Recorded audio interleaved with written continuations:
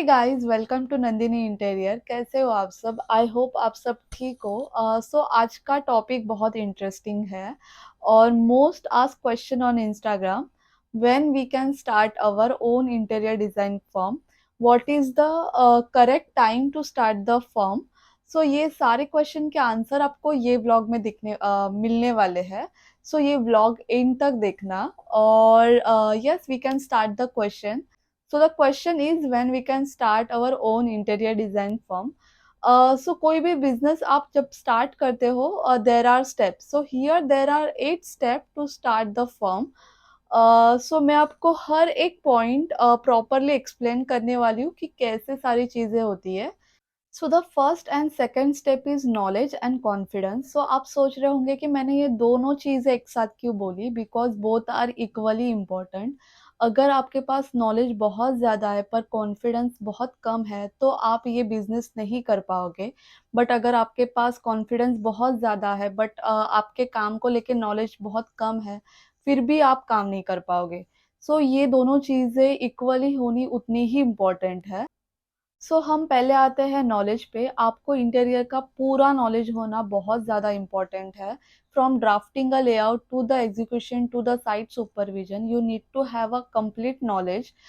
3D drawings बनाना, estimate बनाना, technical drawings बनाना, समझाना भी। ये सारी चीज़ें होना आपको उतना ही इम्पोर्टेंट है। आपको पूरा नॉलेज होना चाहिए ये सारी चीज़ों का, फिर तभी आप सोच सकते हो ये सारी चीज़ों के बारे में। And the second is confidence. जब आप कोई भी काम स्टार्ट करते हो, कोई भी बिजनेस स्टार्ट करते हो, आपके पास आपके काम को लेके कॉन्फिडेंस होना बहुत ज़्यादा इम्पोर्टेंट है, तो तभी आप कोई भी सिचुएशन में सरवाइव कर पाओगे। So the third step is work experience. Interior design का फर्म स्टार्ट करने से पहले आपके पास काम का एक्सपीरियंस होना बहुत ज़्यादा इम्पोर्टेंट है। एक्सपीरियंस के बिहाफ पे ही आप कोई भी काम स्टार्ट कर सकते हो। और आपके पास drafting knowledge, drafting experience, site supervision का एक्सपीरियंस, 3D ड्राइंग का एक्सपीरियंस, सारी चीज़ों का एक्सपीरियंस अगर आपके पास रहेगा तभी आप सोच सकते हो आपका फर्म स्टार्ट करने की। So the fourth step is market knowledge. Market knowledge is very much important in our profession. Without market knowledge, you can't survive in the market. अगर आपको मार्केट नॉलेज चाहिए रहेगा तो आपको 50 शॉप घूमने पड़ेंगे, मार्केट सर्वे करना पड़ेगा, तभी आपको इसका एक प्रॉपर नॉलेज आएगा। अगर आपके पास मार्केट नॉलेज प्रॉपर रहेगा तो आपको कोई भी वेंडर फंसा नहीं सकता। फॉर एग्जांपल, अगर आपको प्रॉपर प्लाई के प्राइजेस, प्लाई के कॉस्टिंग पता रहेगी तो आप कहीं से भी ऑर्डर करते समय आपको पता रहेगा कि वेंडर आपको कौन से रेट्स लगा रहा है। तो ये सारी चीज़ें जस्ट रहती है जब आप एग्जीक्यूशन स्टार्ट करते हो, तो आपको मार्केट नॉलेज होना बहुत ज़्यादा इम्पोर्टेंट है। So the fifth step is material knowledge. Without material knowledge you can't execute your work on site. आप material selection भी नहीं कर सकते अगर आपके पास material knowledge ना हो। कौन सा मटेरियल मार्केट में नया आया है, कौन सी चीज़ें कहाँ लगानी है। फॉर एग्जांपल, अगर पानी वाला एरिया है तो आप कौन सा लेमिनेट लगा सकते हो, चिल्ड्रन बेडरूम है तो आप कौन से लेमिनेट यूज़ कर सकते हो, कौन सा स्क्रैच रेजिस्टेंट है, कौन से मैट लेमिनेट आप कहाँ यूज़ कर सकते हो, ग्लॉसी लेमिनेट कहाँ यूज़ करने हैं। ये सारी चीज़ें मटेरियल नॉलेज में आती है और ये एक बहुत इम्पॉर्टेंट पॉइंट है। अगर आप सोच रहे हो कि आपको फर्म स्टार्ट करना है तो ये पॉइंट भी आपको उतना ही इम्पोर्टेंट रखना पड़ेगा ध्यान में, कि ये सारी चीज़ें भी आपको उतनी ही इम्पोर्टेंट है।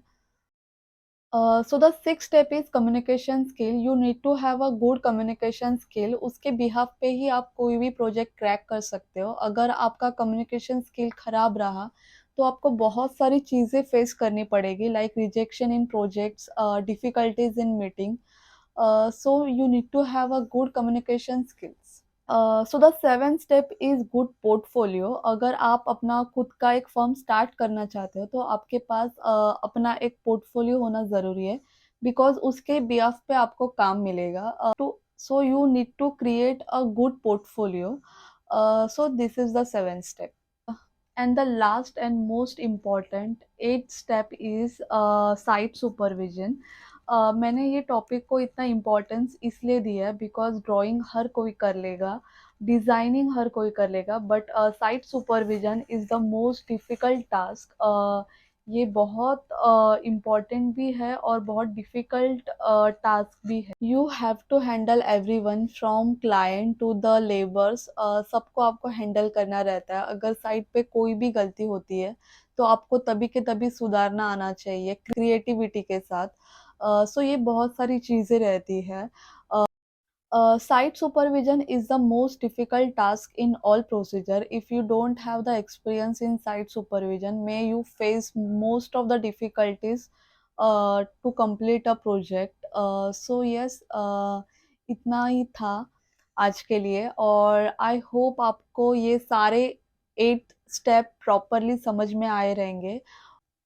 So that's it. मैंने जितने भी सारे पॉइंट्स आपको बोले हैं, सारे उतने ही इम्पोर्टेंट है एक फॉर्म स्टार्ट करने के लिए। अगर आपको कोई भी क्वेश्चंस रहेगा तो आप कमेंट कर सकते हो। उसके रिलेटेड मैं आंसर कर दूंगी या दूसरे व्लॉग में उसका आंसर दे दूंगी। और आई होप आपको ये वीडियो और ये व्लॉग बहुत यूज़फुल रहा होगा। और अगर वीडियो अच्छा लगा रहेगा तो लाइक करें, शेयर करें, सब्सक्राइब करें।